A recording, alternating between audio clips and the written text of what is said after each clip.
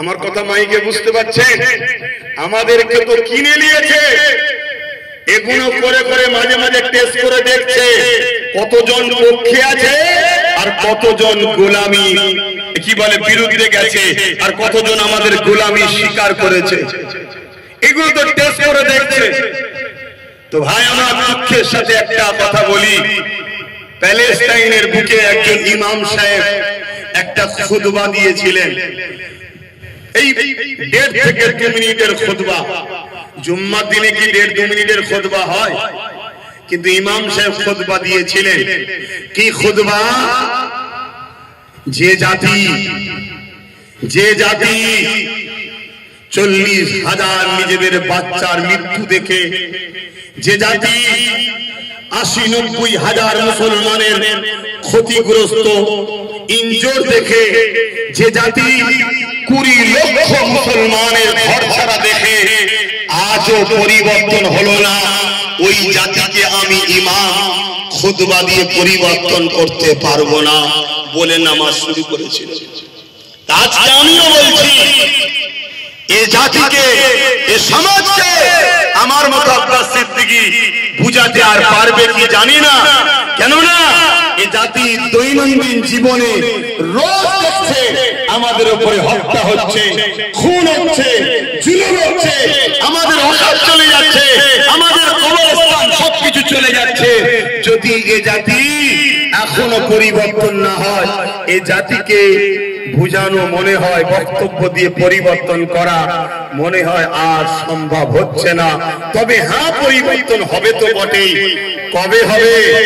যেদিন এ জাতির সংখ্যাটা কমে যাবে।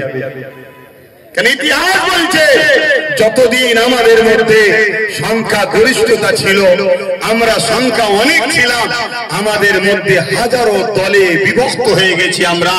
এই হাজারো দলে বিভক্ত হয়ে যে এক একজন এক এক দিকে আমাদেরকে টেনে নিয়ে যাচ্ছে, তাই আমরা ইচ্ছা থাকলেও উপায় আমাদের নাই। তাই আমি কথা সংক্ষেপ করছি, কেন আবার পানি আসছে। হয়তো আব্বাস সিদ্দিকী ভিজে শরীর খারাপ হয়, হোকে যাক, আপনাদের ভিজলে হয়তো শরীর খারাপ হতে পারে, কেন আপনাদের জীবন আমার জীবনের থেকে হয়তো অনেক মূল্যবান, তাই আপনারা ভিজতে চাইবেন না। তাই আমি সংক্ষেপ করে এতটুকু বলি, এই ওয়াকফ কালা কানুনকে যদি সত্যি আমরা পরিবর্তন করতে চাই, তাহলে নাম্বার 1 হলো যে কথা প্রথমে আসলো, কৃষক বন্ধুদের মতো আন্দোলন করতে হবে। কৃষকদের সংখ্যা মাত্র 2%। কত পার্সেন্ট? 2%। সেই কৃষক পাঞ্জাবের 2% শিখ পাঞ্জাবি ভাইয়েরা তারা আন্দোলন যে দেখিয়েছে, সেই আন্দোলন অনুযায়ী আমাদেরকে আন্দোলন করতে হবে। তাদের আন্দোলন ছিল ঝড়েতে, তাদের আন্দোলন ছিল রোদেতে, তাদের আন্দোলন ছিল পানিতে, তাদের আন্দোলন ছিল রাতেতে, তাদের আন্দোলন ছিল দিনেতে, তাদের আন্দোলন ছিল 24 ঘন্টা রাস্তার উপরে। তাদের আন্দোলনে কাঁদুনি গ্যাস ছোড়া হয়েছে, তাদের আন্দোলনে বুলেটের গুলি কেন্দ্র সরকার চালিয়েছে, তাদের আন্দোলনে নিজের পাশে অনেক ভাই খুন হয়ে গেছে, লক্ষ তাজা লাশ পড়ে গেছে। এত কিছু দেখার পরও তারা মাসকে মাস আন্দোলন চালিয়েছে। তাদের একটাই কথা ছিল, কৃষক কালা কানুন বাতিল করতে হবে। যদি আগামী দিন আমরা এই বর্ষার দিনে এইভাবে যদি আন্দোলন করতে শুরু করি, এই আন্দোলনকে যদি আমরা বলি আগামীতে রোদ আসলেও হবে, রাত আসলেও হবে, দিন আসলেও হবে, ঝড় আসলেও হবে, তুফান আসলেও হবে, পুলিশের লাঠি চললেও হবে, গুলি চললেও হবে, বোম চললেও হবে, একদিনই আন্দোলন যদি আমরা বন্ধ করবো না, চালিয়ে যাবো, তাতে আমাদেরকে রাস্তায় খেতে হবে, রাস্তায় ঘুমোতে হবে, রাস্তায় বসতে হবে।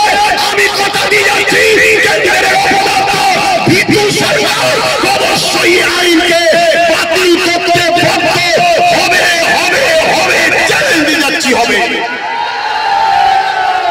কিন্তু আমরা যদি পানিতে ঘরে চলে যাই, রোদে যদি ছায়াতে যাই, রাত্রে যদি ঘুমিয়ে যাই, খাবার জন্য যদি ব্যস্ত হয়ে যায়, তাহলে মনে রাখবেন আগামী নতুন প্রজন্ম আমাদের বাচ্চারা জন্ম নেবে হয়তো ঠিকই, কিন্তু মুখে বুবা হবে, চোখ থাকতেও কানা হবে, কান থাকতেও কালা হবে, এবং তারা হবে এই দেশেরই পুঁজিপতিদের শুধুমাত্র চাকর, গোলাম, এছাড়া আর কিছু নয়।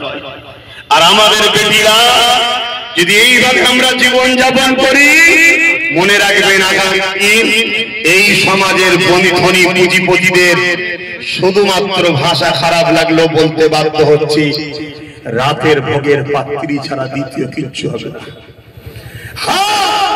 বিগত দিন বলেছে, আজকে ঘটছে, আজ বলছে আগামী দিন ঘটবে, যদি আমরা জীবনের ধারা পরিবর্তন না করি।